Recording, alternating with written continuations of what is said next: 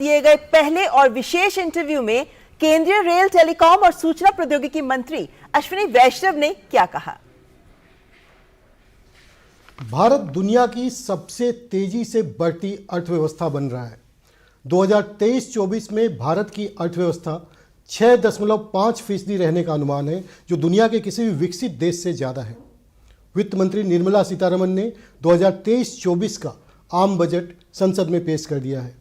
इस आम बजट में भारतीय रेल, इंफॉर्मेशन टेक्नोलॉजी और टेलीकॉम सेक्टर से संबंधित क्या कुछ खास है, क्या कुछ नया है, इस पर बातचीत के लिए हमारे साथ मौजूद हैं रेल, आईटी और टेलीकॉम मिनिस्टर अश्विनी वैष्णव जी। सर, दूरदर्शन न्यूज़ पे आपका बहुत बहुत स्वागत है।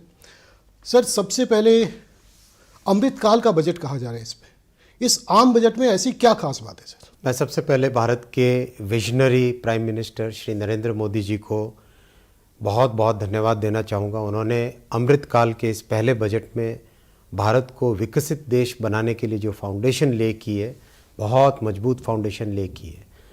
सबसे बड़ी बात है विकास, और विकास की दर, उसकी ग्रोथ और रोजगार के साथ साथ समाज के हर वर्ग का इस बजट में ध्यान रखा गया है। समाज के हर वर्ग के लिए कुछ न कुछ विशेष महत्वपूर्ण है। मैं बहुत धन्यवाद देना चाहूँगा माननीय प्रधानमंत्री जी को और वित्त मंत्री जी को। रेलवे, टेलीकॉम और डिजिटल का बहुत विशेष महत्वपूर्ण स्थान रहा आज के बजट में।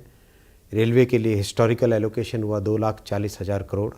सोचिए, यूपीए का कार्यकालखंड था, उस कालखंड में 22,000, 25,000, 30,000 इस तरह के एलोकेशन होते थे। 2,40,000 करोड़ इसलिए महत्वपूर्ण है कि लोगों की आकांक्षाएं, रेलवे का डेवलपमेंट हो, रेलवे का पूरा ट्रांसफॉर्मेशन हो। बहुत सारे इसमें फैक्टर्स इंक्लूड हुए हैं इस एलोकेशन में। आपने सबने देखा वंदे भारत का तेज़ी से प्रोडक्शन चल रहा है। अब इस प्रोडक्शन को और तेज़ी से रैंप अप किया जाएगा। करीब हर कुछ ही दिनों में एक नई वंदे भारत निकल के आएगी फैक्ट्री से, जो कि देश के कोने कोने को जोड़ने का काम करेगी एक आधुनिक वर्ल्ड क्लास ट्रेन से। एक नया डिज़ाइन बना रहे वंदे मेट्रो, जो कि रीजनल ट्रेन का काम करेगी, कम डिस्टेंस 50 किलोमीटर, 60 किलोमीटर, 70 किलोमीटर के लिए। वो भी मई में कंप्लीट हो जाएगी। ग्रीन ग्रोथ पे बहुत फोकस दिया गया है बजट में। उसी ग्रीन ग्रोथ की स्पिरिट में, उसी थीम में रेलवे में हाइड्रोजन ट्रेन्स का डेवलपमेंट बहुत अच्छी प्रोग्रेस कर रहा है। इस साल के एंड तक, दिसंबर तक हाइड्रोजन ट्रेन निकलेगी, और उसके बाद में जो हमारे हेरिटेज सर्किट्स हैं, साथ के साथ शिमला कालका, इस तरह के जो हेरिटेज सर्किट्स हैं, उन सब हेरिटेज सर्किट, दार्जिलिंग में, इन सब हेरिटेज सर्किट्स में हाइड्रोजन ट्रेन चलाई जाएगी। टूरिज़्म को बहुत बड़ा फोकस माना गया है, फोकस एरिया माना गया है इस बजट में। उसी दिशा में, उसी थीम में भारत गौरव की जो बहुत अभूतपूर्व सक्सेस हुई, रामायण एक्सप्रेस, जगन्नाथ सर्किट, इन सब ट्रेन्स का, शिरडी साईं बाबा की सर्किट, इन सब सर्किट्स में जो बहुत अच्छी सक्सेस हुई है, अब उस सक्सेस को एक नए लेवल पे लेके जाया जाएगा। इस साल में करीब करीब 10 के आसपास और नए सर्किट बनेंगे, और भी दूसरे नए सर्किट की कल्पना हो रही है, बहुत जल्दी वो अनाउंस होंगे। तो टूरिज़्म में, ग्रीन ग्रोथ में, ओवरऑल इंफ्रास्ट्रक्चर इन्वेस्टमेंट में, हर एक में रेलवे का एक बहुत ही महत्वपूर्ण स्थान रहेगा। अमृत भारत स्टेशन, 1275 स्टेशन इसमें लिए गए हैं, जिसमें बड़े स्टेशन भी हैं, मीडियम साइज़ के स्टेशन भी हैं, छोटे स्टेशन भी हैं। देश के कोने कोने में स्टेशंस का कंप्लीट रीडेवलपमेंट, एकदम नए तरीके से वर्ल्ड क्लास फैसिलिटीज़ के साथ स्टेशन बनेंगे। और बुलेट ट्रेन को अब तक 140 किलोमीटर का कंप्लीट हो चुका है।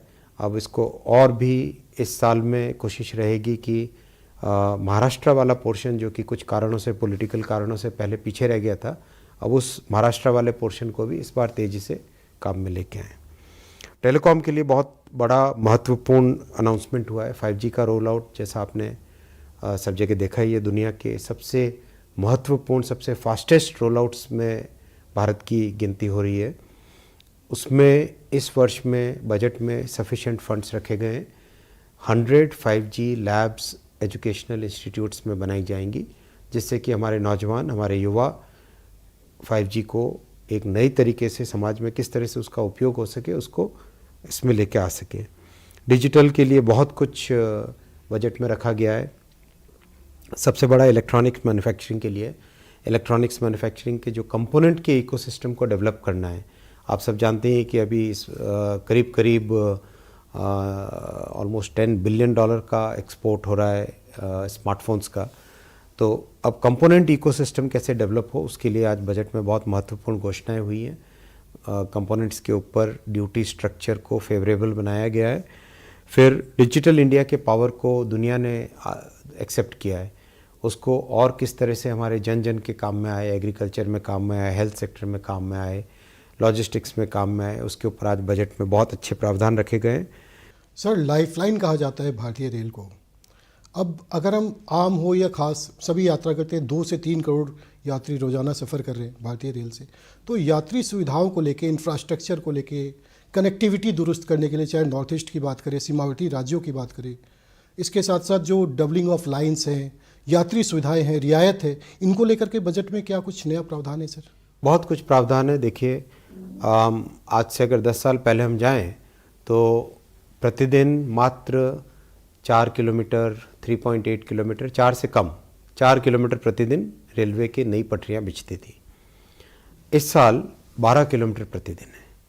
यानी रेलवे में जो लोगों की आकांक्षाएं हैं, मैक्सिमम फैसिलिटीज़ मिले, अच्छी फैसिलिटीज़ मिले, ट्रेन्स की संख्या बढ़े, वो सब करने के लिए, बेटर क्वालिटी की ट्रेन्स आए, वो सब करने के लिए जो बजट का रिक्वायरमेंट था, वो बजट का रिक्वायरमेंट इस बार बहुत ही खुले मन से, बहुत ही उदार हृदय से माननीय प्रधानमंत्री जी ने रेलवे के लिए दिया है। तो अब हम लोगों का कर्तव्य रहेगा कि जो 12 किलोमीटर प्रतिदिन पे पहुँचे हैं इस साल, अगले साल इसको 16 किलोमीटर प्रतिदिन नई पटरियाँ बिछाई जाएँ। यात्री की सुविधाओं में 2 विशेष बातें होती है। पहली बात है स्टेशन, दूसरी बात है train. Stations, Amrit Bharat station में 1275 स्टेशन लिए गए हैं। बड़े station new Delhi, Chhatrapati Shivaji terminal, Gandhinagar capital already बन गया, कमलापति स्टेशन भोपाल में ऑलरेडी बन गया, विश्वेश्वरैया टर्मिनल बेंगलोर में बन गया। तो और बहुत सारे बड़े स्टेशन, मीडियम स्टेशन, छोटे स्टेशन, सभी को साथ लिया जा रहा है। और जिस तरह की फैसिलिटीज़ वंदे भारत ट्रेन में है, इसको रैंप अप करके जनता ने बहुत सराहा है। अच्छी इसकी ऑक्यूपेंसी रेट चल रही है, कई सर्किट्स में तो 120% की ऑक्यूपेंसी है। तो बहुत अच्छा इसको एक्सेप्ट हुआ है, लोगों ने बहुत इसको सराहा है, पैसेंजर्स ने। तो इसको बहुत तेज़ी से विस्तरित किया जाएगा। सर, पैसेंजर सेफ्टी आपके सरकार की प्रायोरिटी रही है और इनोवेशन आपके सरकार की पहचान। बात करें हम एलएचबी कोचेज़ की या फिर हाइड्रोजन ट्रेन की, क्या बजट में क्या कुछ खास है इन दोनों चीज़ों के लिए? बजट में एलएचबी कोचेज़ को पूरी तरह से रिवैम्प करने के लिए प्रोविज़न रखा गया है, जिसमें आपने देखा होगा टॉयलेट की एक नई डिज़ाइन बनाई गई है, जिससे कि देश भर के करीब करीब 30,000 एलएचबी कोच हैं। उन 30,000 जो कोचेज़ हैं पैसेंजर गाड़ियों के, उन सब में अगले 2 साल के अंदर अंदर कंप्लीट टॉयलेट्स का रिवैम्प हो जाएगा। सेफ्टी के पॉइंट ऑफ व्यू से कवच जो हिंदुस्तान में डिज़ाइंड है, हिंदुस्तान में निर्मित है, उसको बहुत ही तेज़ी से, पिछले बजट में 3,000 किलोमीटर की घोषणा हुई थी, ऑलरेडी 4,000 किलोमीटर के आसपास पे काम चालू हो गया है। इस साल प्रयास रहेगा 5,000 किलोमीटर का और सेक्शन लिया जाए। प्लस कवच को अब 5G टेक्नोलॉजी पे लाने के लिए डेवलपमेंट का काम चालू हो गया है। कवच में 2 कंपोनेंट है, एक है कम्युनिकेशन, दूसरा है ट्रेन कंट्रोल, ट्रेन का प्रोटेक्शन। तो जो कम्युनिकेशन वाला पोर्शन है वो बैकबोन होता है, तो इस बैकबोन को 5G की बैकबोन बनाने के लिए ऑलरेडी काम चालू हो गया है, तो वो भी इस साल में कंप्लीट करने का प्रयास करेंगे। रेलवे की जो मुख्य आमदनी है वो सवारी गाड़ियों से ज़्यादा माल गाड़ियों से है। ईस्टर्न और वेस्टर्न कॉरिडोर को हम ज़मीन पर देख रहे हैं, कई सेक्शन में काम भी चल रहा है इस पर। तो ऐसे कॉरिडोर्स और विकसित करने को, लॉजिस्टिक पार्ट्स को लेकर के, और एम्प्लॉयमेंट डायरेक्ट या इनडायरेक्ट, उसको जनरेशन के लिए क्या प्रावधान है सर इस बजट में? गति शक्ति कार्गो टर्मिनल का पिछले वर्ष बजट में 100 कार्गो टर्मिनल का टारगेट लिया गया था। 150 के आसपास एप्लीकेशंस आ गई हैं, बहुत सारी अप्रूव हो गई हैं और बहुत पे काम चालू हो गया है। इस वर्ष उसको और आगे बढ़ाया जाएगा।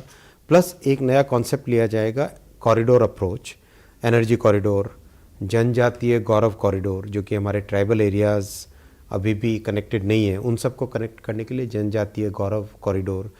एनर्जी कॉरिडोर में कोल का मूवमेंट किस तरह से और स्पीड अप हो, जिससे कि एनर्जी जनरेशन हमारा हो सके फैसिलिटेट।